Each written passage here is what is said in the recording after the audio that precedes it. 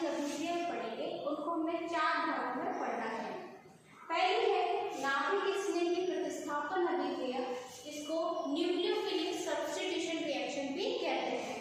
दूसरी है विलोपन अभिक्रिया, जिसे एलिमिनेशन रिएक्शन भी कहते हैं। धातुओं से अभिक्रिया, रिएक्शन विद मेटल्स एंड अपचयन यानी कि रिडक्शन। इन सब अभिक्रियाओं को पहले समझते हैं, फिर इसके साथ ही इसके एग्जाम्पल देखेंगे। जो हेलो एल्केन और हेलो एरीन है, जैसे हमने पहले इलेक्ट्रोफिलिक सब्स्टिट्यूशन रिएक्शन पढ़ी हुई है, ऐसे ही यहाँ पर हम न्यूक्लियोफिलिक सब्स्टिट्यूशन रिएक्शन पढ़ेंगे। यहाँ पर न्यूक्लियोफिलिक क्यों हो रही है ये भी समझते हैं कि किस तरह से यहाँ पर न्यूक्लियोफिलिक रिएक्शन होती है। न्यूक्लियोफाइल होता क्या है? न्यूक्लियोफाइल यानी कि नाभिक स्नेही। नाभिक क्या होता है? नाभिक के अंदर प्रोटॉन होते हैं। नाभिक से स्नेह करने वाला कौन होगा? जिसके पास इलेक्ट्रॉन ज्यादा होंगे, यानी कि या तो उसके पास लोन पेयर ऑफ इलेक्ट्रॉन हो, माइनस चार्ज हो। इस तरह के जो नाभिक स्नेही हैं, जैसे हमने नाभिक स्नेही 11th में पढ़े थे, 2 तरह के नाभिक स्नेही होते हैं, एक उदासीन नाभिक स्नेही, एक ऋणात्मक नाभिक स्नेही। होता क्या है दोनों में कॉमन कि उनके पास इलेक्ट्रॉन की अधिकता होती है, और इलेक्ट्रॉन की अधिकता होती है इसलिए उस जगह पर अटैक करते हैं जहां पर इलेक्ट्रॉन की कमी होती है, इसलिए इनका नाम नाभिक स्नेही है।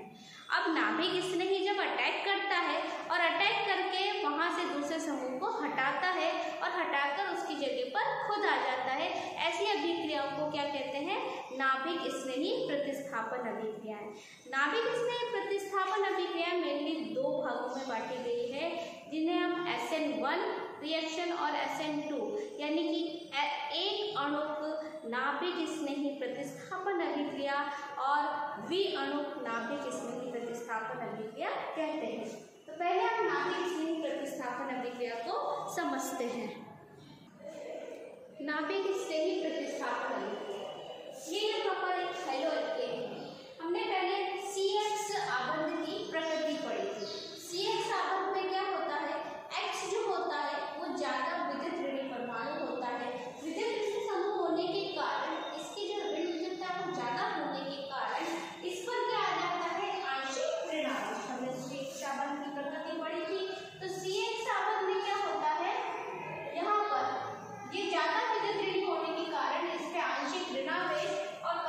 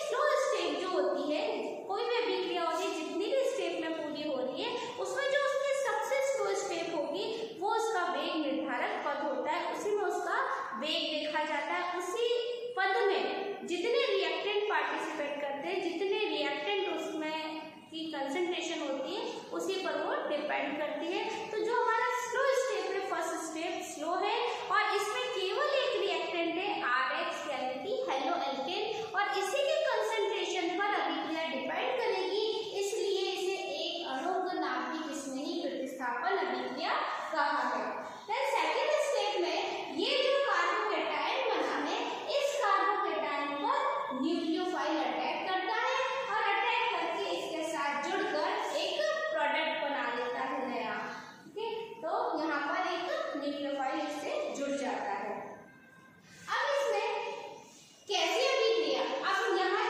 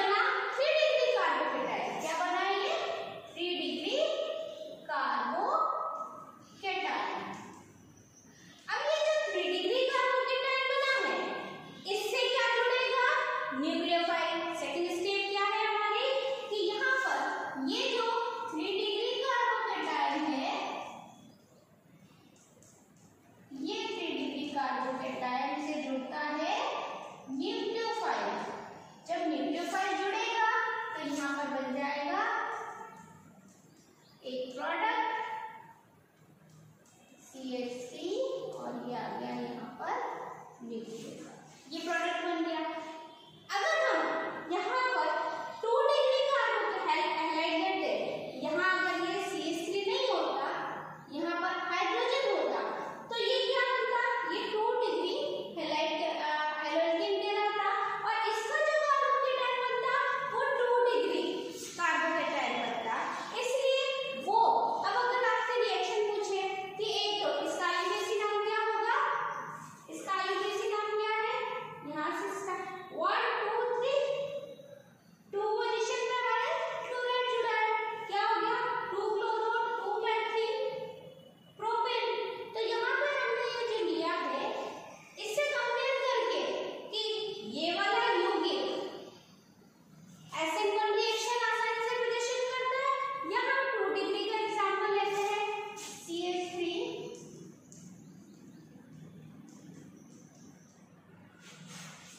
ये ले रहे हैं हम, यहाँ पर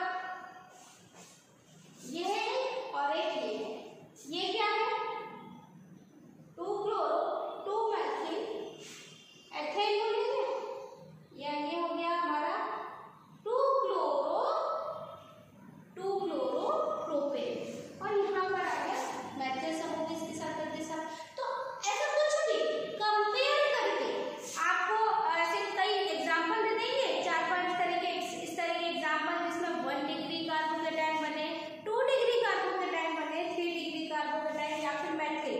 हाँ, ये कंपेयर करते हैं हम, जैसे CH3 Cl लिया है और इसके हम यहाँ पर SN1 रिएक्शन प्रदर्शित कर रहे हैं, तो क्या रिएक्शन हो जाएगी, ये क्या बन जाएगा CH3 प्लस और Cl माइनस। अब अटैक करेगा CH3 प्लस से एक न्यूक्लियोफाइल सेकेंड स्टेप में और ना बन जाएगा CH3 और यहाँ आ जाएगा न्यूक्लियोफाइल। ठीक है, तो अगर एक ये रिएक्शन पूछिए और एक ये रिएक्शन पूछिए तो कौन सी जल्दी से होगी, ये वाली आसानी से होगी, क्योंकि यहाँ पर स्टेबल कौन है, 3 डिग्री कार्बोकेटाइन है। 3 डिग्री कार्बोकेटाइन ज्यादा स्टेबल होने के कारण जो SN1 रिएक्शन होती है वो 3 डिग्री कार्बोकेटाइन वाले यौगिक प्रदर्शित करते हैं।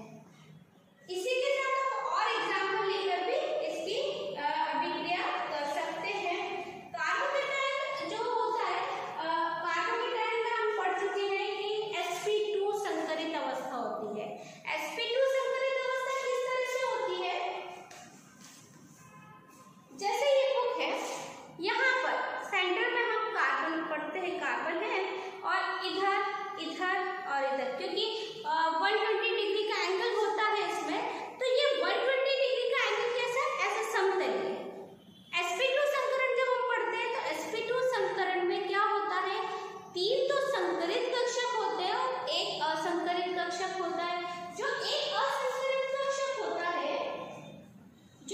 असंकरित कक्षक होता है, वो हम कैसे बताते हैं, इसके लंबवत, यानी कि ये तो होगा इसके संकरित कक्षक जो 120 डिग्री के एंगल में जुड़े हुए हैं।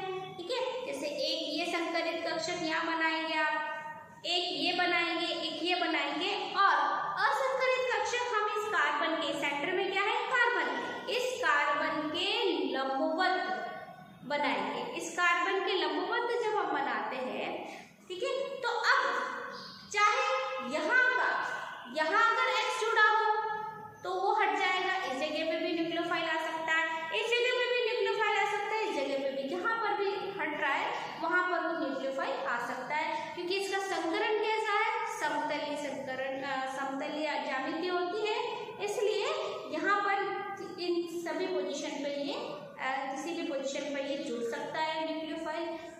और इसमें हम कुछ चीजें पढ़ेंगे, धारण बोला जाता है, कुछ डेफिनेशन हम समझेंगे इसी चैप्टर में, SN1 और SN2 के कुछ एग्जाम्पल में, कि एक होती है धारण, एक होता है प्रतिलोमन और एक होता है रैसिमिक मिश्रण। ठीक है, पहले हम SN1 और SN2 को समझते हैं, उसके बाद हम ये धारण प्रतिलोमन क्या होता है